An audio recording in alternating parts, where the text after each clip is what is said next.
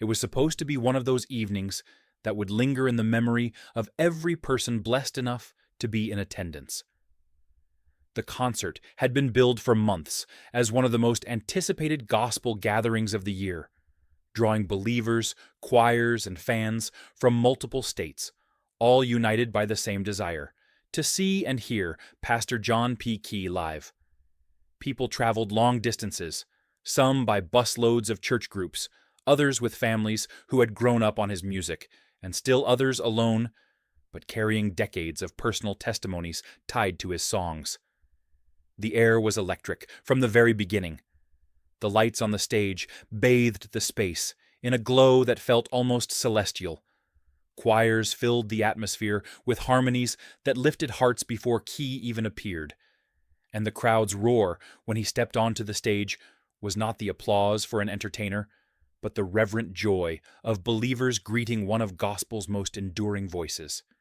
Kee's smile was wide, his wave was familiar, and his energy was infectious, instantly disarming the crowd and ushering them into worship.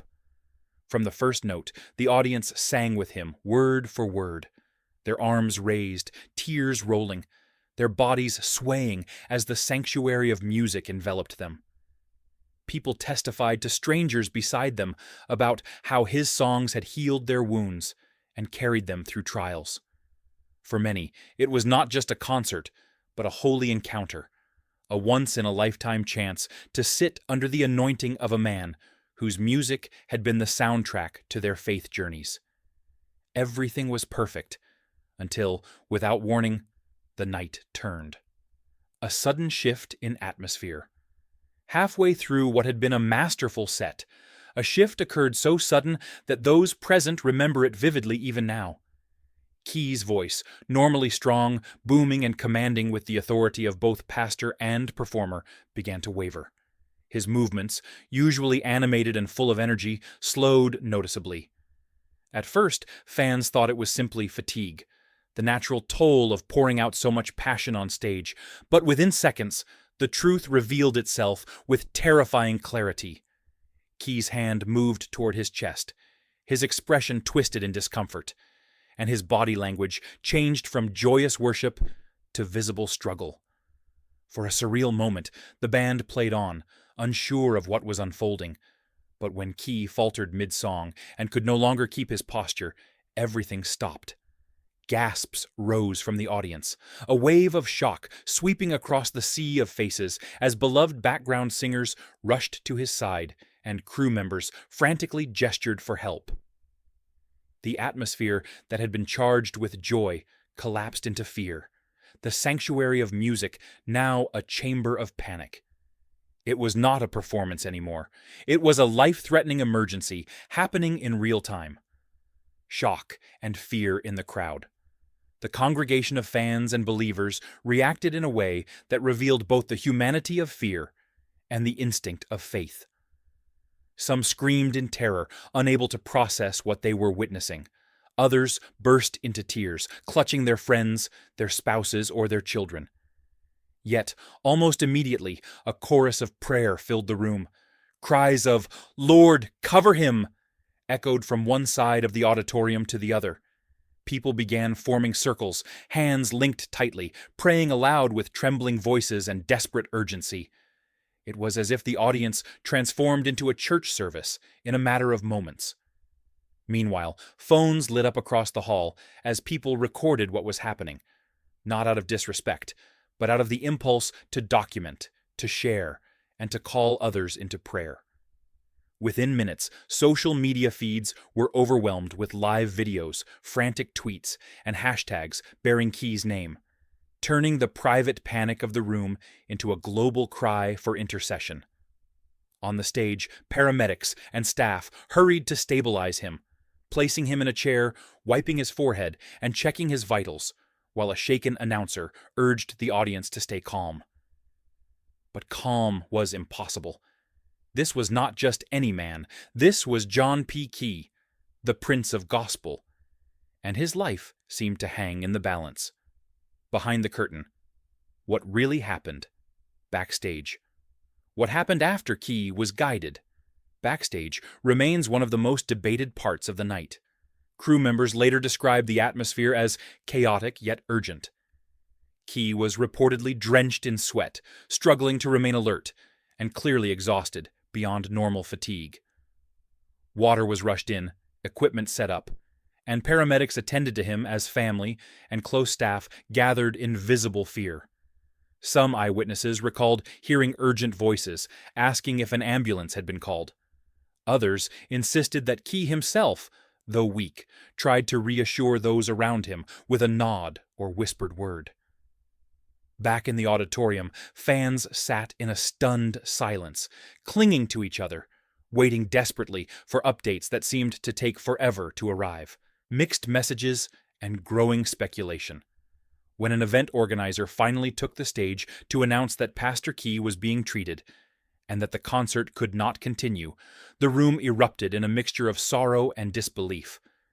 Tears flowed freely, not because the music had stopped, but because the man they had come to celebrate now seemed so vulnerable.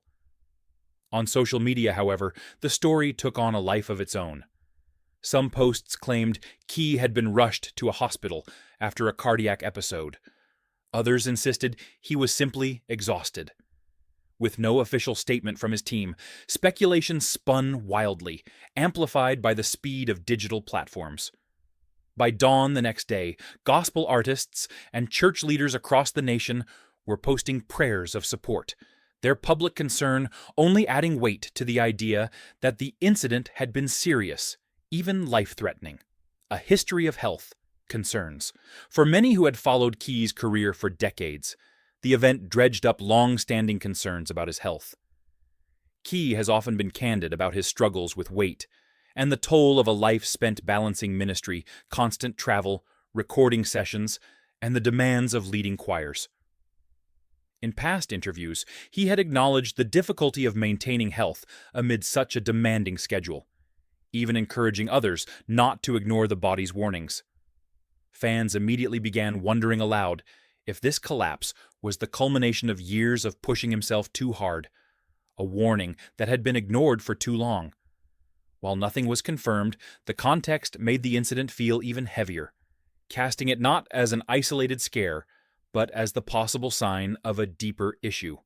Silence from Kee's camp. What made the hours and days following the event even more difficult for fans was Kee's silence. Known for his presence on social media, where he often posted scripture, words of encouragement, and behind-the-scenes glimpses of his life, Kee suddenly went quiet. Days passed with no word from him directly, only fueling speculation and worry. News blogs and mainstream outlets began picking up the story, some portraying him as hospitalized and near death, others downplaying it as mere exhaustion. The truth seemed buried under conflicting narratives, and the lack of clarity left his supporters suspended between faith and fear. The official statement. At last, after nearly 2 days, Kee's ministry team issued a statement on his official platforms. The carefully chosen words described his ordeal as a minor health complication and assured that he was resting and in good spirits. They asked for continued prayer as he focused on recovery. On the surface, the statement was reassuring, but its vagueness only deepened the mystery for some. What exactly was the complication? Why no mention of hospitalization? Why no word directly from Kee? While many were simply relieved to hear he was alive and stable, others felt the statement left more questions than answers. A divided response from fans. The fan response mirrored the complexity of emotions swirling in the air. Thousands flooded the comment sections with prayers, encouragement, and testimonies of how Kee's music had shaped their spiritual lives. Yet others voiced frustration, arguing that the lack of transparency created more fear than comfort. Online forums and fan groups debated passionately.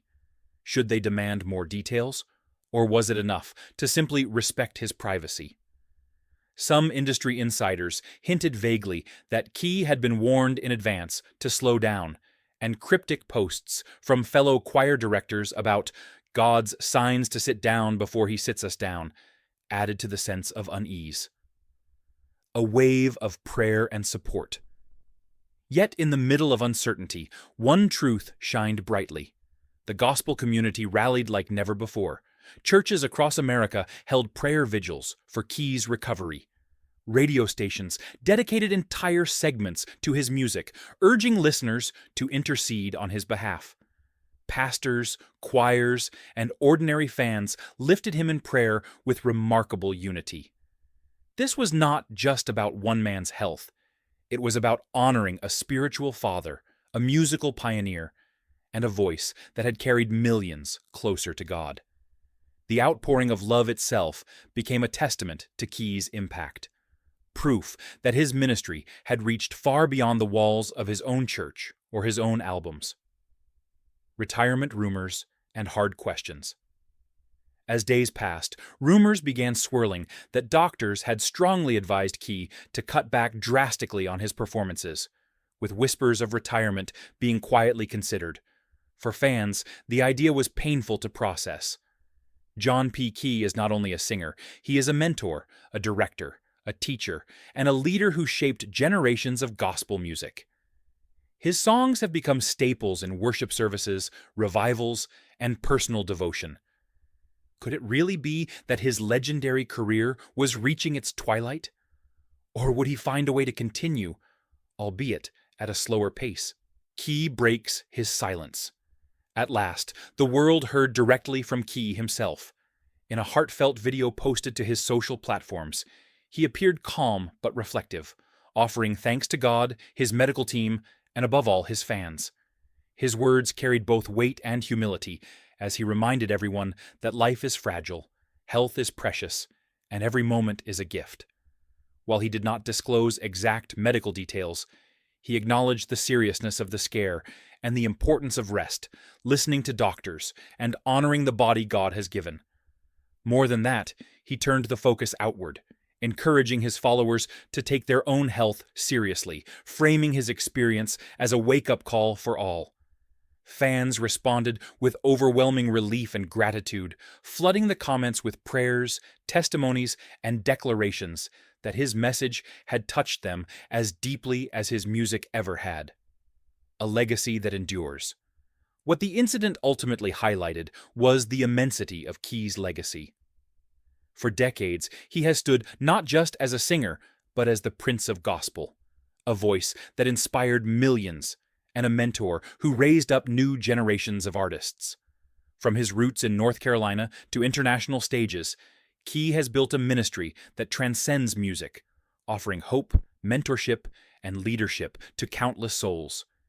Even in his moment of vulnerability, his words reminded fans that faith is not centered on one man, but on God, and that his music, message, and ministry would continue, even if the pace of his work had to change. His influence is enduring, his songs timeless, and his life a reminder that greatness is measured not in how invincible we seem, but in how faithfully we serve. The takeaway. The story of John P. Kee's onstage health emergency is more than just a headline.